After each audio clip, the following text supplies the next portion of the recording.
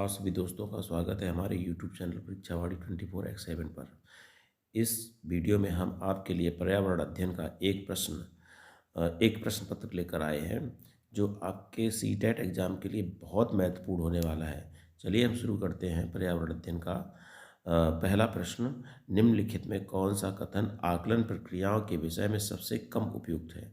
यहाँ पर 4 कथन दिए गए हैं। इसमें से जो पहला कथन है, बच्चे का निजी विवरण और व्यक्तित्व पृष्ठपोषण फीडबैक देना वांछनीय अभ्यास है, तो इसलिए इसका पहला आंसर सही होगा।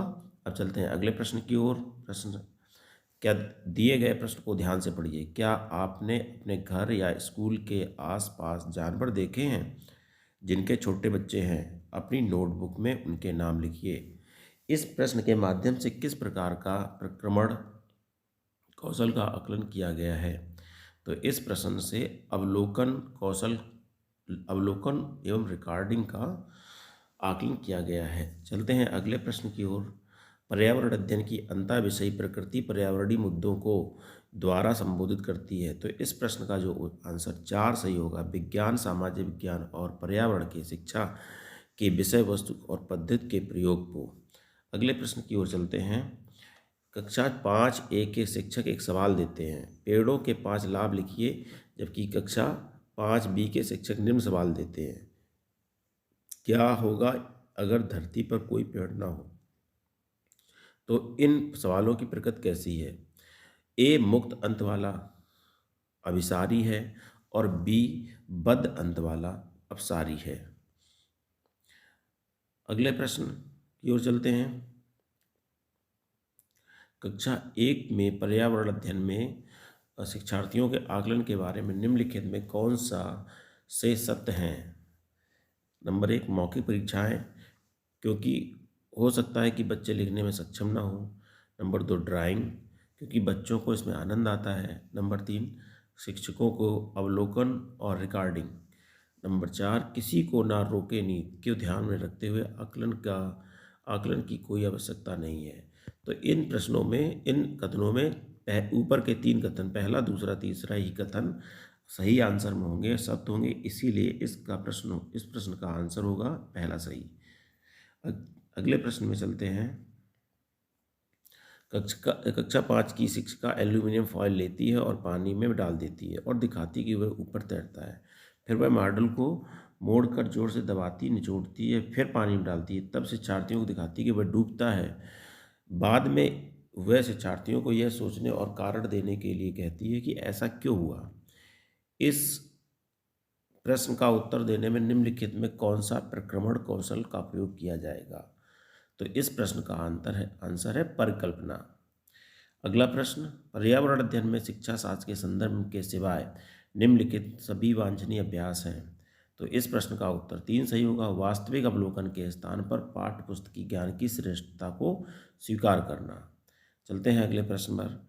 महेश कक्षा 4 के शिक्षक हैं। वे वृक्ष संरक्षण की अवधारणा पर शिक्षार्थियों को संवेदनशील बनाने की योजना बनाते हैं। निम्नलिखित में कौन सी एक गतिविधि इस उद्देश्य के लिए सर्वाधिक उपयुक्त है?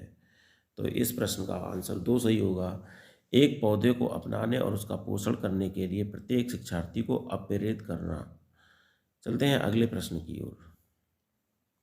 पर्यावरण अध्ययन में बच्चे शिल्पकला और चित्रकला के समूह में सीखना विशेष रूप से पसंद करते हैं, क्योंकि यह सहपाठी अधिगम को बढ़ावा देता है, यह सामाजिक अधिगम को बेहतर बनाता है।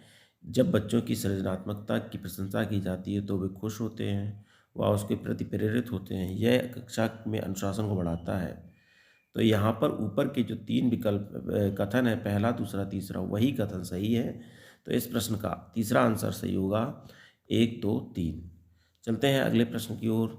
प्रयोग करना आकलन का एक संकेतक है। निम्नलिखित में कौन सा एक प्रयोग करने संबंधी संकेतक के आकलन करने का सबसे उपयुक्त तरीका है?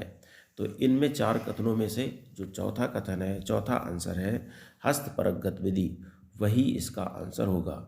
चलते हैं अगले प्रश्न की ओर। प्राथमिक कक्षाओं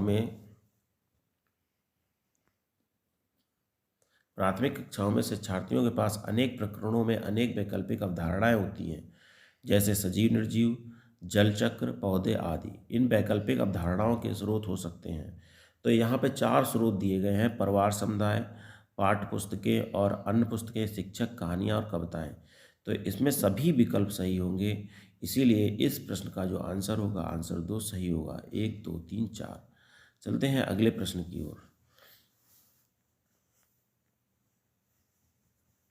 कांच के जार और बोतलों को उनमें अचार भरने से पूर्व सूर्य की धूप में अच्छी तरह सुखाया जाता है, ऐसा क्यों? तो इसमें इसका आंसर होगा नमी को पूर्णतया हटाने के लिए। तो इस प्रश्न का आंसर होगा नमी को पूर्णतया हटाने के लिए। तीसरा ऑप्शन सही होगा, नमी को पूर्णतया हटाने के लिए।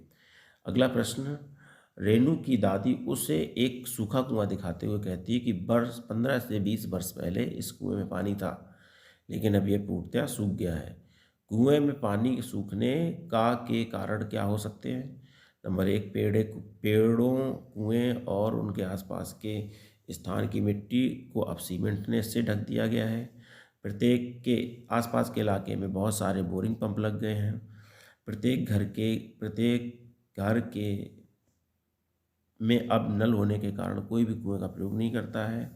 तो इसमें से जो पहले दो कारण हैं, जो पहले जो कथन है, पहला और दूसरा, वही सही है। तो इस प्रश्न का आंसर, पहला आंसर सही होगा।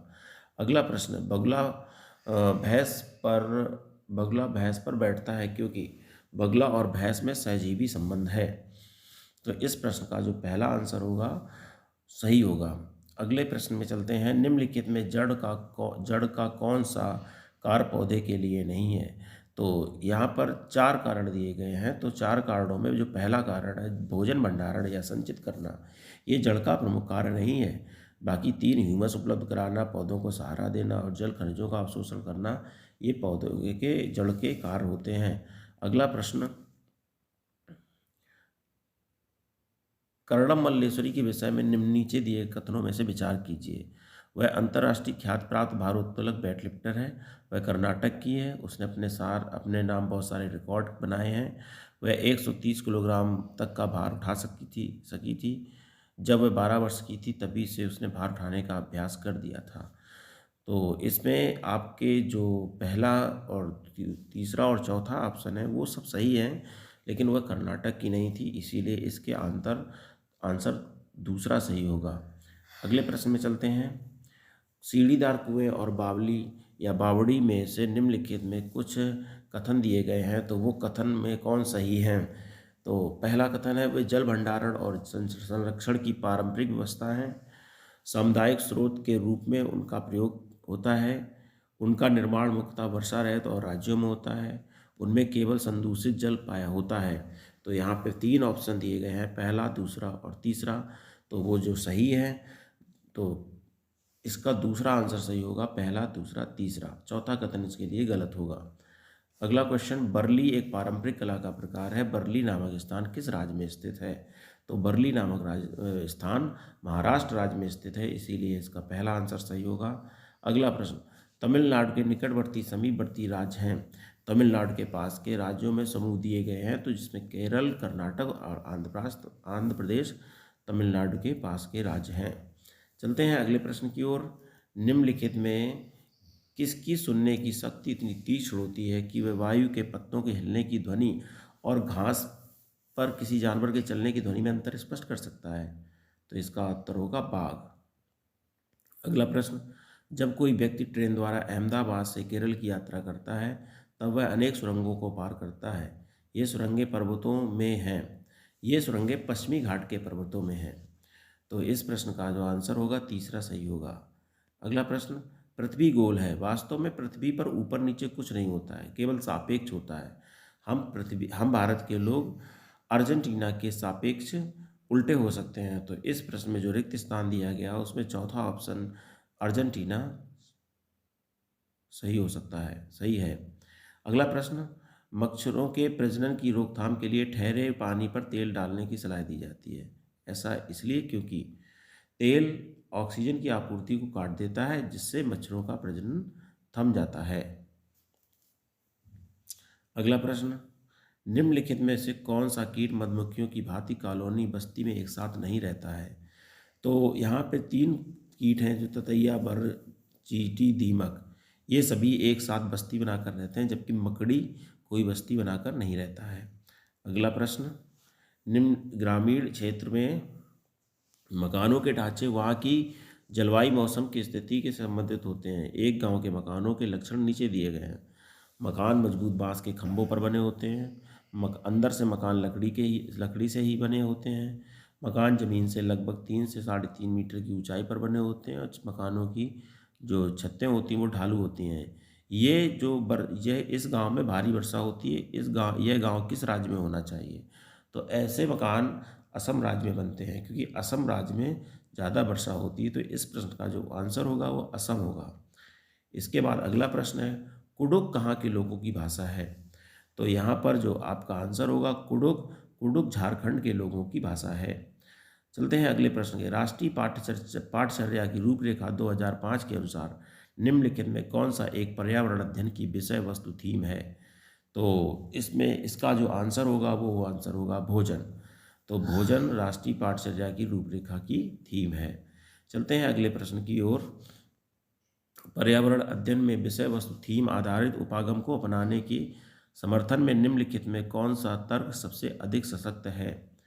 तो यहाँ पर जो आपका पहला आंसर होगा वह पाठ्य योजनाओं को एक ढांचा प्रदान करता है और शिक्षण को अधिक प्रभावी बनाने में मदद करता है। यही इस प्रश्न का सही आंसर होगा। चलते हैं अगले प्रश्न की ओर, प्राथमिक कक्षाओं में पर्यावरण अध्ययन को सीखने सिखाने में कहानियाँ एक महत्वपूर्ण पहलू है। पर्यावरण अध्ययन के कक्षा में कहानी सुनाने को शिक्षण कौशल के रूप में सम्मिलित करने के लिए निम्नलिखित में कौन सा सबसे कम उपयुक्त कारण है? तो इस प्रश्न का आंसर होगा 3, कहानियाँ कक्षा प्रबंधन में सहायता करती हैं। चलते हैं अगले प्रश्न की ओर, पर्यावरण अध्ययन पाठ्य पुस्तक की विषय वस्तु में, तो यहाँ पर 4 ऑप्शन दिए गए, पर परिभाषाओं व्याख्यानों को दूर रखना चाहिए और रटकर सीखने को हतोत्साहित रखना चाहिए, बच्चों को प्रश्न करने और खोजने का मौका मिलना चाहिए, बच्चों को केवल निम्नलिखित जानकारी दी जानी चाहिए। तो यहाँ पर जो आपका चौथा ऑप्शन होगा, यानी कि ऊपर के 3 कथन सही है, तो इन कथनों के हिसाब से जो इसका आंसर होगा वो चौथा आंसर सही होगा। इस तरीके से यह प्रश्न पत्र और ये प्रैक्टिस सेट समाप्त हुआ।